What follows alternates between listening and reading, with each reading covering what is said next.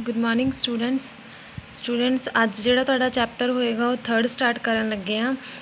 पहले दो चैप्टर जिहड़े कंप्लीट हो गए सी, हुण थर्ड चैप्टर की गल हो रही है जिहदा फुल नेम आ e commerce outsourcing. E commerce यानी कि इलैक्ट्रॉनिकल कमर्स, ठीक है, एंड आउटसोर्सिंग ऑफ सर्विसिज। इस चैप्टर के बारे अज आप गल करनी आ। सो टॉपिक आ जोड़ा बहुत ईजी है, ज़्यादातर ऑनलाइन जोड़ा बिजनेस आ उहदे नाल जुड़िया होया, उहदे नाल रिलेटेड आ सारा टॉपिक। सो ध्यान नाल सुनना, और जे कोई पॉइंट दे विच कन्फ्यूजन हुई तो पूछ सकते हो। फस्ट हैगा ई कमर्स, ठीक है, it means electronical commerce, short form दे विच ई कमर्स बोलते हैं, अदरवाइज इनू इलैक्ट्रॉनिकल कमर्स बोलते हैं, जिहदा मतलब होएगा भी मटीरीयल नू खरीदना, ठीक है, और उन्होंने सेल कर देना किहदी मदद दे नाल, इंटरनेट की मदद दे नाल। पूरे देश में अज के टाइम के चल रहा, स्पैशली ये वर्ल्ड वाइड वैब के उपर चल रहा, क्योंकि ज़्यादातर लोग आ जोड़े वो ऑनलाइन चीज़ा खरीदते हैं, ऑनलाइन सेल करते हैं, ऑनलाइन ही जोड़ा अपना काम वो कर रहे हैं। नैक्सट है डेफिनेशन। IBM कॉरपोरेशन ने एक डेफिनेशन दी है जिहदे according the automation of business process between the seller and buyer, जिहदा मतलब की है कि एक ऑटोमैटिक प्रोसैस आ जिहड़ा एक खरीददार और वेचण वाले दे विचकार कीता जांदा, और ये सारा काम किहदी मदद दे नाल कीता जांदा, कंप्यूटर टैक्नोलॉजी दे नाल, इंटरनेट टैक्नोलॉजी दे नाल। कुछ टैक्नोलॉजीज आ जिहड़ियां इहदे विच इंकलूड होणगियां, शामिल होणगियां, वो होणगियां देखो डाटा इंटरचेंज, बार कोडिंग, ठीक है, scanning, email and fax machine है जिहड़ियां वो ऐड होणगियां। ये सारियां जिहड़ियां मशीनस होणगियां ये इंटरनेट की बहुत ही ज़्यादा जरूरी जिहड़ियां कह सकते हैं मशीनां ने, क्योंकि ईमेल IDs, फैक्स मशीनां, कोडिंग मशीन, स्कैनिंग, EDI जिहड़ियां सारियां मशीनां है, ਇਹਦੀ मदद ਦੇ ਨਾਲ कोई भी इन्फॉर्मेशन एक जगह तो दूसरी जगह ते चली जाती है, इन्फॉर्मेशन ईजीली ट्रांसफर हो जाती है। अगे है कुछ टाइप्स आ, बहुत ही सिंपल टाइप्स ने कि ई बिजनेस दे विच, ई कमर्स दे विच किहड़े किहड़े काम आ जिहड़े कीते जांदे आ। पहला होएगा B2B, मतलब बिजनेस तो बिजनेस दे विच, कारोबार तो कारोबार, यानी कि एक कारोबारी है जिहड़ा दूसरे कारोबारी दे नाल बिजनेस करदा, उहनूं B2B कहंदे आ, बिजनेस टू बिजनेस। अगे बिजनेस टू कमर्स, ठीक है, बिजनेस टू कंज्यूमर, काफ़ी टाइप्स ने इहदियां। बिजनेस टू कंज्यूमर इत्थे डिस्कस करांगे। बिजनेस टू कंज्यूमर का मतलब होएगा कि एक कारोबारी जिहड़ा व्यक्ति आ वो किसी कस्टमर दे नाल डील करेगा, यानी कि डायरैक्ट वो किसी कस्टमर नूं ही सेल करूगा, कारोबारी तो ग्राहक। नैक्सट है C2B, यानी कि कोई ग्राहक, कोई कंज्यूमर है जिहड़ा वो बिजनेस नूं मटीरियल की करेगा, सेल करेगा, ठीक है। ऑनलाइन सेलिंग दे विच कई बार ग्राहक भी अपना मटीरियल है जिहड़ा वो सेल कर देंदे आ, उहदे विच अपने मटीरियल की इन्फॉर्मेशन दे के कितना प्राइस रेट आ वो सारा दस के मटीरियल नूं क्या ऑनलाइन सेल कर देंदे आ। गवर्नमेंट टू बिजनेस, गवर्नमेंट भी अपनी पॉलिसियां जिहड़ियां वो लागू करवाउण दे लई, सेल करन दे लई कुछ जिहड़े वैबसाइट क्रिएट करदी आ। गवर्नमेंट अपने जिहड़े टैक्स वगैरह वो कलैक्ट करन दे लई भी की है बिजनेस जिहड़े एप्लीकेशन उन्होंने यूज़ करदी है।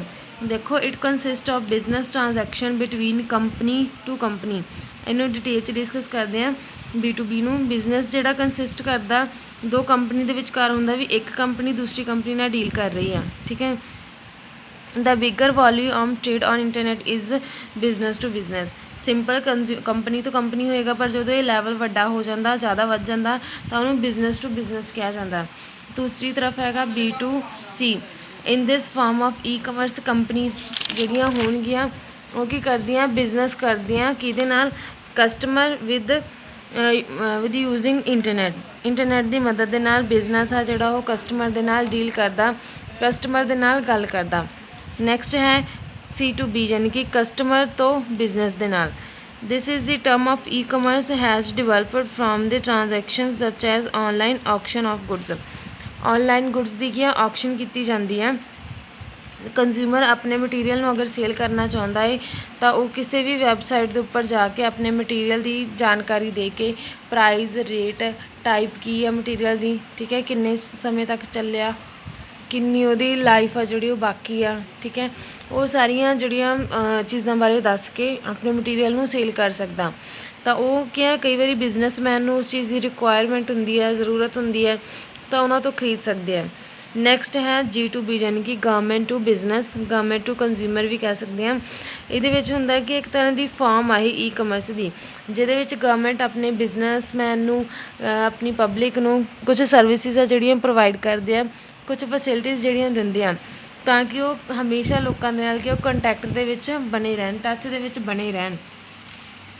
ਦੇਖੋ, service to the business and consumer ranging from the online provisions of information to fulfilling various form and tax return।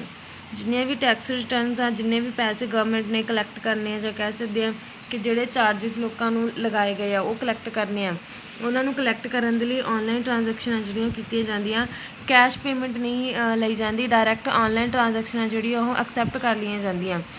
ਇਹਦੇ ਨਾਲ ਕੀ ਹੋ ਜਾਂਦਾ, ਟਾਈਮ ਸੇਵ ਹੋ ਜਾਂਦਾ, ਠੀਕ ਹੈ, ਮਨੀ ਫਲੋ ਆ ਜਿਹੜਾ ਉਹ ਵੀ ਤੇਜ਼ ਹੋ ਜਾਂਦਾ, ਔਰ ਜਿਹੜਾ ਕੰਮ ਆ ਉਹ ਈਜ਼ੀਲੀ ਬਹੁਤ ਹੀ ਸਿੰਪਲ ਵੇ ਦੇ ਨਾਲ ਕੀਤਾ ਜਾ ਸਕਦਾ ਹੈ।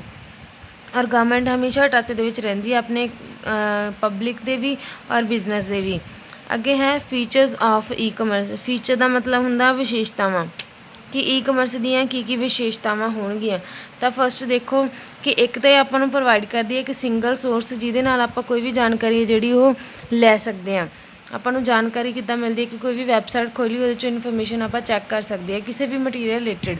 ਨੈਕਸਟ ਹੈ ਕਿ ਇਹ ਫੈਸਿਲਿਟੀ ਪ੍ਰੋਵਾਈਡ ਕਰਦੀ ਹੈ ਬਿਜ਼ਨਸ ਨੂੰ, ਤਾਂ ਕਿ ਉਹ ਆਪਣੀ ਜਿਹੜੀ ਜਾਣਕਾਰੀ ਆ ਉਹ ਲੈ ਸਕੇ ਕਸਟਮਰ ਤੋਂ। ਕਈ ਵਾਰੀ ਬਿਜ਼ਨਸ ਆ ਔਨਲਾਈਨ ਇਨਕੁਆਇਰੀ ਫਾਰਮ ਆ ਜਿਹੜੇ ਉਹ ਸਬਮਿਟ ਕਰਦਾ, ਜਿਹਦੇ ਵਿੱਚ ਲੋਕਾਂ ਨੇ ਔਨਲਾਈਨ ਹੀ ਆਪਣੇ ਆਨਸਰ ਆ ਜਿਹੜੇ ਉਹ ਫਿਲ ਕਰਨੇ ਹੁੰਦੇ ਆ। ਇਹਦੇ ਵਿੱਚ ਪੇਪਰ ਵੀ ਸੇਵ ਹੋ ਜਾਂਦਾ, ਕਸਟਮਰ ਨੂੰ ਜਾਣਾ ਨਹੀਂ ਪੈਂਦਾ, ਠੀਕ ਹੈ, ਕਿਸੇ ਵੀ ਸੰਸਥਾ ਦੇ ਵਿੱਚ, ਔਰਗਨਾਈਜੇਸ਼ਨ ਵਿੱਚ ਉਹ ਘਰ ਬੈਠੇ ਹੀ ਫਾਰਮ ਆ ਜਿਹੜੇ ਉਹ ਫਿਲ ਕਰਕੇ ਦੇ ਸਕਦੇ, ਜਾਣੀ ਕਿ ਇੱਕ ਬਿਜ਼ਨਸਮੈਨ ਨੂੰ ਇਨਫੋਰਮੇਸ਼ਨ ਨੂੰ ਇਕੱਠਾ ਕਰਨਾ ਸੌਖਾ ਹੋ ਜਾਂਦਾ ਕਸਟਮਰ ਤੋਂ ਉਹਨਾਂ ਦੀ ਫੀਡਬੈਕ ਆ, ਜਿਹੜੀ ਵੀ ਮਟੀਰੀਅਲ ਕਿਵੇਂ ਲੱਗਿਆ, ਕਿੰਨਾ ਉਹਨਾਂ ਨੂੰ ਫਾਇਦਾ, ਉਹ ਸਾਰੀ ਔਨਲਾਈਨ ਹੀ ਲਈ ਜਾ ਸਕਦੀ ਹੈ। ਅੱਗੇ it process information regarding credit card on internet. ਇਹ ਆਪਾਂ ਨੂੰ ਇਨਫੋਰਮੇਸ਼ਨ ਵੀ ਪ੍ਰੋਵਾਈਡ ਕਰਦੇ ਆ ਵੀ ਆਪਣੇ ਕ੍ਰੈਡਿਟ ਕਾਰਡ ਦੀ ਕੀ ਫੈਸਿਲਿਟੀ ਆ, ਕਿੰਨਾ ਟਾਈਮ ਬਾਕੀ ਆ, ਕਿੰਨੀ ਪੇਮੈਂਟ ਜਿਹੜੀ ਉਹ ਬਾਕੀ ਆ, ਕਿੰਨਾ ਟਾਈਮ ਤੱਕ ਚਲਾਈ ਜਾ ਸਕਦੀ ਹੈ। ਇਨਫੋਰਮੇਸ਼ਨ ਪ੍ਰੋਪਰ ਜਿਹੜੀ ਉਹ ਪ੍ਰੋਵਾਈਡ ਕੀਤੀ ਜਾਂਦੀ ਹੈ ਇਸ ਦੇ ਵਿੱਚ। ਅੱਗੇ ਆ it is expensive to implement and should be considered as investment. ਇਹ ਥੋੜ੍ਹਾ ਔਖਾ ਹੈ, ਠੀਕ ਹੈ, ਇਹਨੂੰ ਇੰਪਲੀਮੈਂਟ ਕਰਨਾ ਥੋੜ੍ਹਾ ਔਖਾ, ਕਿਉਂਕਿ ਆਪਾਂ ਨੂੰ ਇੰਟਰਨੈਟ ਸਰਵਿਸ ਚਾਹੀਦੀ ਹੈ, ਕੰਪਿਊਟਰ, ਫੋਨ, ਇੱਦਾਂ ਦੀਆਂ ਫੈਸਿਲਿਟੀਜ਼ ਚਾਹੀਦੀਆਂ, ਬਟ ਇਹਦੇ ਵਿੱਚ ਇੰਟਰਨੈਟ ਦੀ ਫੈਸਿਲਿਟੀ ਹੋਣਾ ਜ਼ਰੂਰੀ ਹੈ, ਕਿਉਂਕਿ ਇਹ ਤੋਂ ਬਿਨਾਂ ਇਹ ਨਹੀਂ ਚੱਲ ਸਕਦਾ। It is about business not about technology. ਇਹਦੇ ਵਿੱਚ ਟੈਕਨੋਲੋਜੀ ਇੰਨੀ ਜ਼ਿਆਦਾ ਆਏਗੀ, ਜਸਟ ਬਿਜ਼ਨਸ ਆਏਗਾ ਕਿ ਔਨਲਾਈਨ ਜਸਟ ਬਿਜ਼ਨਸ ਕੀਤਾ ਜਾਂਦਾ, ਨਾ ਕਿ ਟੈਕਨੋਲੋਜੀ ਨੂੰ ਅੱਗੇ ਲੈ ਕੇ ਜਾਇਆ ਜਾਂਦਾ, ਠੀਕ ਹੈ। ਨੈਕਸਟ ਹੈ ਈ ਕਮਰਸ ਦੇ ਤੱਤ, ਯਾਨੀ ਕਿ elements of e commerce. Elements ਕੀ ਆ? ਇਹਦੇ ਵਿੱਚ ਦੇਖੋ ਕਈ ਸਾਰੇ ਐਲੀਮੈਂਟਸ ਨੇ, ਬਹੁਤ ਆਲਮੋਸਟ ਇਹ ਸਾਰੇ ਪੁਆਇੰਟ ਆ ਜਿਹੜੇ ਉਹ ਸਮਾਲ ਟੋਪਿਕਸ ਨੇ, 2 ਮਾਰਕਸ ਦੇ ਲਈ ਇੰਪੋਰਟੈਂਟ ਨਹੀਂ। ਤਾਂ ਦੇਖੋ a product which is to be sold ਪਰਚੇਜ਼ਡ।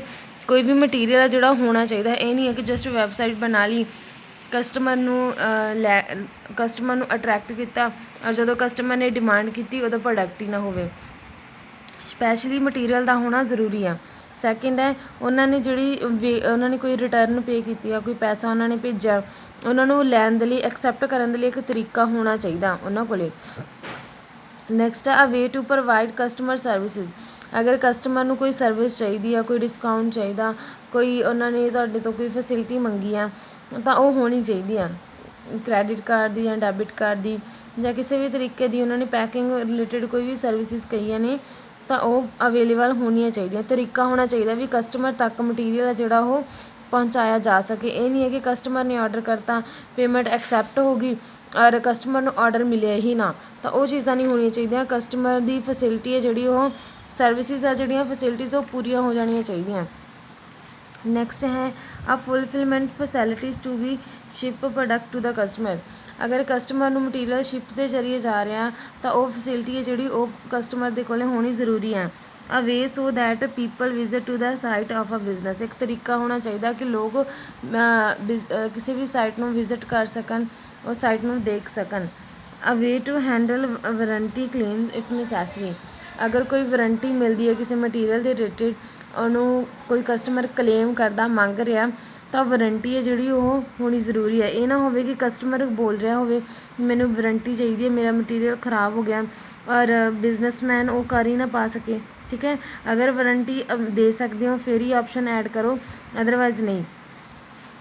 ਅੱਗੇ ਹੈ ਓਪਰਚੁਨਿਟੀਜ਼ ਆਫ ਈ ਕਮਰਸ ਦੇ ਵਿੱਚ ਕੀ ਓਪਰਚੁਨਿਟੀਜ਼ ਹੈਗੀਆਂ ਹਰੇਕ ਬਿਜ਼ਨਸਮੈਨ ਦੇ ਲਈ। ਫਸਟ ਹੋਏਗਾ ਬਰੋਡਰ ਮਾਰਕੀਟ ਰੀਚ। ਇੱਕ ਤਾਂ ਬਹੁਤ ਹੀ ਵੱਡੀ ਮਾਰਕੀਟ ਦੇ ਵਿੱਚ ਪਹੁੰਚਿਆ ਜਾ ਸਕਦਾ ਕਿ ਔਨਲਾਈਨ ਨੇ ਜ਼ਿਆਦਾਤਰ ਟ੍ਰਾਂਜੈਕਸ਼ਨ ਔਨਲਾਈਨ ਹੀ ਕੀਤੀਆਂ ਜਾਂਦੀਆਂ। ਠੀਕ ਹੈ, ਤਾਂ ਮਾਰਕੀਟ ਜ਼ਿਆਦਾ ਮਿਲ ਜਾਏਗੀ। ਜ਼ਰੂਰੀ ਨਹੀਂ ਹੈ ਕਿ ਇੱਕ ਏਰੀਆ ਇੱਕ ਸ਼ਹਿਰ ਤੱਕ ਹੀ ਸੀਮਿਤ ਰਹੂਗੀ, ਕਾਫੀ ਵੱਡੇ ਲੈਵਲ ਤੱਕ ਪਹੁੰਚਿਆ ਜਾ ਸਕਦਾ। Provides a better customer services, customer ਨੂੰ ਵਧੀਆ ਸਰਵਿਸਿਜ਼ ਪ੍ਰੋਵਾਈਡ ਕੀਤੀਆਂ ਜਾ ਸਕਦੀਆਂ। ਕੋਸਟ ਆ ਜਿਹੜੀ ਉਹ ਘੱਟ ਸਕਦੀ ਹੈ, ਕਿਉਂਕਿ ਕੋਸਟ ਆ ਜਿਹੜੀ ਬਿਜ਼ਨਸ ਦੀ ਉਹ ਵੀ ਘੱਟ ਜਾਏਗੀ। Automatic trading of digital goods ਆ ਜਿਹੜੀਆਂ ਜ਼ਿਆਦਾਤਰ ਔਨਲਾਈਨ ਜਿਹੜੀਆਂ ਸੇਲ ਕੀਤੀਆਂ ਜਾਂਦੀਆਂ, ਲਾਈਕ ਮੋਬਾਈਲ ਫੋਨ ਹੋ ਗਿਆ, ਕੋਈ ਮਸ਼ੀਨ ਹੋ ਗਈ। ਸਭ ਤੋਂ ਪਹਿਲਾਂ ਉਹਨਾਂ ਨੂੰ ਇੰਟਰਨੈਟ 'ਤੇ ਚੈੱਕ ਕਰ ਲਿਆ ਜਾਂਦਾ, ਉਹਨਾਂ ਦਾ ਪ੍ਰਾਈਸ, ਉਹਨਾਂ ਦੀ ਕੁਆਲਿਟੀ, ਜਿਹਦੇ ਨਾਲ ਕੀ ਆ ਮਟੀਰੀਅਲ ਨੂੰ ਖਰੀਦਣਾ ਜਿਹੜਾ ਉਹ ਈਜ਼ੀ ਹੋ ਜਾਂਦਾ। Use of public and private services, public ਔਰ ਪ੍ਰਾਈਵੇਟ ਸਰਵਿਸਿਜ਼ ਆ ਉਹਨਾਂ ਨੂੰ ਕਾਫੀ ਫ਼ਾਇਦਾ ਮਿਲਦਾ, ਉਹ ਯੂਜ਼ ਕੀਤੀਆਂ ਜਾ ਸਕਦੀਆਂ। ਗਵਰਨਮੈਂਟ ਦੇ ਜਿਹੜੇ ਫਾਰਮ ਆ ਉਹ ਔਨਲਾਈਨ ਫਿਲ ਕੀਤੇ ਜਾਂਦੇ ਆ, ਕੋਈ ਜੋਬ ਫਾਰਮ ਆ ਉਹ ਫਿਲ ਕੀਤੇ ਜਾਂਦੇ ਆ। ਪ੍ਰਾਈਵੇਟ ਜੋਬਸ ਦੇ ਲਈ ਇੰਟਰਵਿਊ ਆ ਜਿਹੜੇ ਔਨਲਾਈਨ ਹੋ ਜਾਂਦੇ ਆ, ਕਿਸੇ ਜਗ੍ਹਾ 'ਤੇ ਜਾਣ ਨਾਲੋਂ ਘਰ ਹੀ ਕੀਤੇ ਜਾ ਸਕਦੇ ਆ। ਸੋ ਇਹ ਕਾਫੀ ਜ਼ਿਆਦਾ ਯੂਜ਼ਫੁਲ ਹੈ ਜਿਹੜੇ ਇੰਟਰਨੈਟ ਦੇ ਵਿੱਚ ਆਪਾਂ ਨੂੰ ਮੌਕੇ ਦੇ ਰਹੇ ਆ। Useful for providing transport of other logistical facilities, transportation ਦੀਆਂ ਜਾਂ ਕੁਛ ਜਿਹੜੀਆਂ ਅਦਰ ਜ਼ਰੂਰੀ ਫੈਸਿਲਿਟੀਜ਼ ਆ ਉਹ ਪ੍ਰੋਵਾਈਡ ਕੀਤੀਆਂ ਜਾਂਦੀਆਂ ਕਿਹਦੇ ਵਿੱਚ, ਈ ਕਮਰਸ ਦੇ ਵਿੱਚ। ਸੋ ਇਹ ਸੀ ਅੱਜ ਦੇ ਪੁਆਇੰਟ। ਅਗਰ ਕਿਸੇ ਨੂੰ ਕੋਈ ਵੀ ਡਾਊਟ ਹੋਇਆ, ਕੋਈ ਵੀ ਪੁਆਇੰਟ ਨਾ ਕਲੀਅਰ ਹੋਇਆ ਤਾਂ ਤੁਸੀਂ ਜ਼ਰੂਰ ਪੁੱਛ ਸਕਦੇ ਹੋ। Thank you, have a nice day.